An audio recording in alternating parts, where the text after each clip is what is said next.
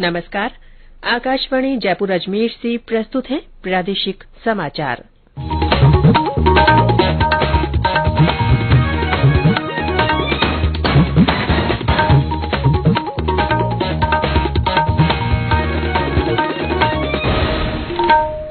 मुख्य समाचार। जीएसटी परिषद ने कैंसर के साथ दुर्लभ बीमारियों की दवाओं में जीएसटी से छूट देने का फैसला किया।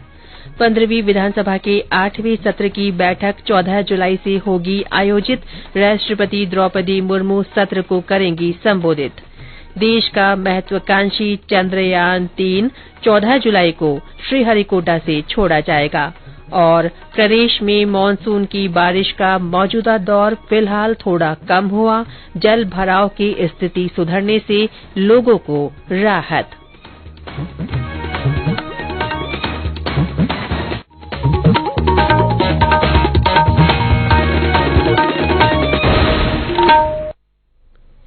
समाचारों के साथ मैं रितिका गुप्ता। और अब समाचार विस्तार से। कैंसर के साथ दुर्लभ बीमारियों के उपचार की दवाओं और विशेष चिकित्सा के लिए खाद्य उत्पादों को अब जीएसटी से छूट दी जाएगी। केंद्रीय वित्त मंत्री निर्मला सीतारमण ने नई दिल्ली में जीएसटी परिषद की 50वीं बैठक की अध्यक्षता के दौरान ये जानकारी दी। बैठक के बाद वित्त मंत्री ने कहा कि ऑनलाइन गेमिंग, घुड़दौड़ और कैसीनो पर 28% कर लगाया जाएगा। उन्होंने कहा कि परिषद ने निजी ऑपरेटरों की उपग्रह प्रक्षेपण सेवाओं को जीएसटी से छूट देने का भी फैसला किया है। बिना पके, बिना तले स्नैक्स पर जीएसटी दरें 18% से घटाकर 5% कर दी गई है। नकली जरी के धागों पर दरें 12% से घटाकर 5% की गई है। जीएसटी परिषद की बैठक में राजस्थान का पक्ष रखते हुए नगरीय विकास मंत्री शांति धारीवाल ने केंद्र से जीएसटी से संबंधित राजस्थान के लंबित मुद्दों को जल्द निपटाए जाने की मांग की। उन्होंने बकाया कंपनसेशन राशि का 90% प्रोविजनल आधार पर राज्य को जारी किए जाने की मांग रखी।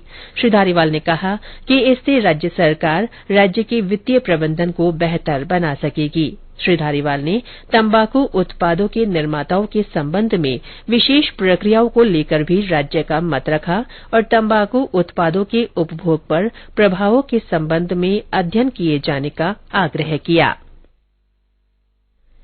केंद्र सरकार ने देश में नकली दवाओं के खिलाफ कड़ी कार्रवाई के निर्देश देते हुए दवा कंपनियों के निरीक्षण के लिए विशेष दलों का गठन किया है। रसायन और उर्वरक मंत्री डॉ मनसुख मांडविया ने कहा कि देश में दवाइयों के निर्माण की गुणवत्ता के साथ कोई समझौता नहीं किया जाएगा। डॉ मांडविया ने कल नई दिल्ली में दवा कंपनियों के प्रतिनिधियों से भेंट की। डॉ मांडविया ने बताया कि 137 कंपनियों का निरीक्षण किया गया है और 105 के खिलाफ कार्रवाई की गई है। भारतीय जनता पार्टी के अध्यक्ष जेपी नड्डा ने हाल ही में भाजपा में शामिल हुए प्रदेश के नेताओं से मुलाकात की।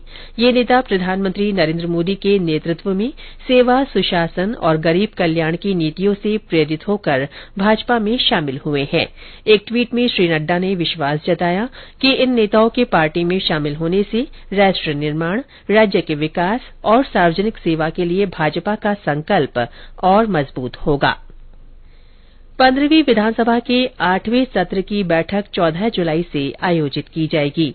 राष्ट्रपति द्रौपदी मुर्मू विधानसभा सत्र को संबोधित करेंगी।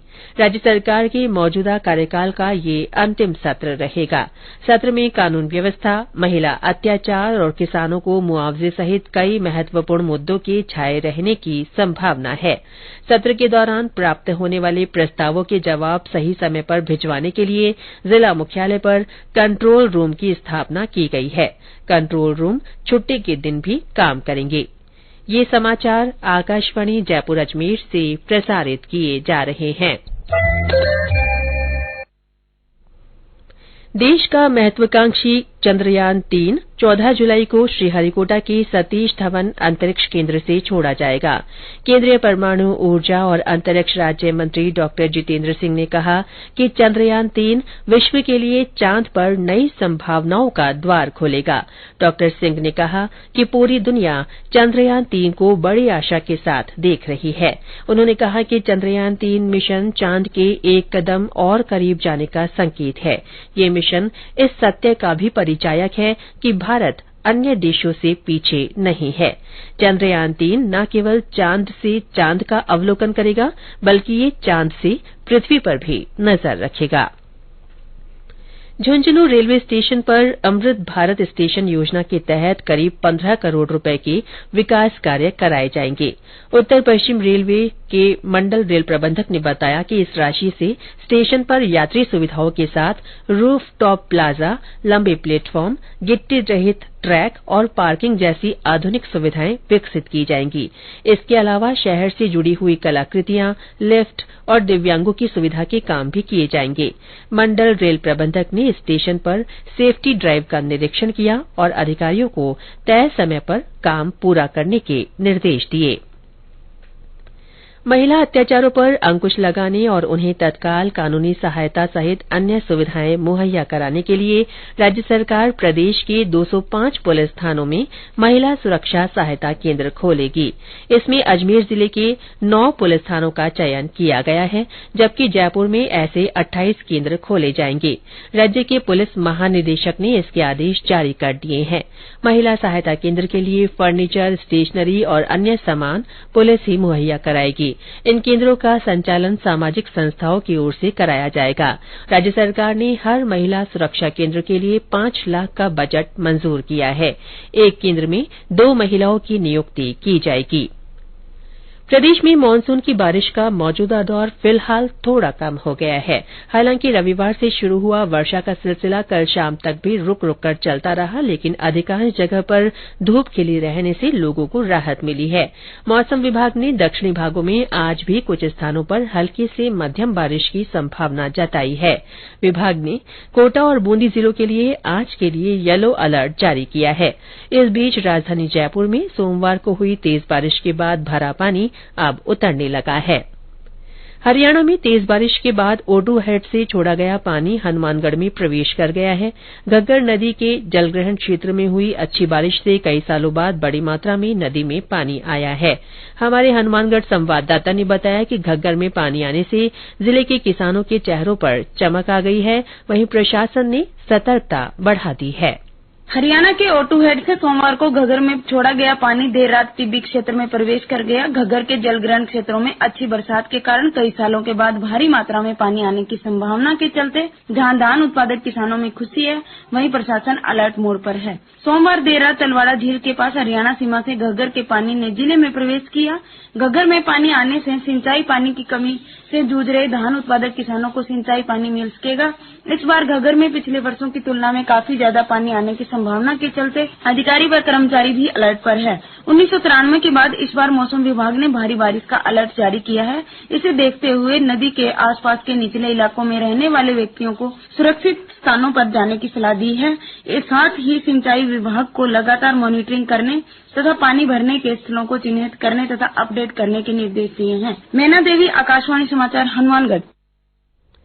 भारत की अध्यक्षता में G20 शिखर सम्मेलन को उत्सव के रूप में मनाने के लिए आयोजित हो रहे कार्यक्रमों की कड़ी में कल आकाशवाणी जयपुर की ओर से कवि सम्मेलन इंद्रधनुष का आयोजन किया गया। बीकानेर के ऐतिहासिक जूनागढ़ किला प्रांगण में आयोजित कार्यक्रम में हिन्दी के साथ संस्कृत, उर्दू, राजस्थानी और सिंधी भाषा के कवियों ने रचना पाठ किए। इस मौके पर कई साहित्यकार, कवि, रचनाकार और प्रसार भारती के अधिकारी तथा कर्मचारी मौजूद रहे। जोधपुर से साबरमती तक चलाई गई प्रदेश की दूसरी वंदे भारत ट्रेन में यात्रियों को ब्रेकफास्ट और लंच डिनर में अलग अलग व्यंजन मिलेंगे।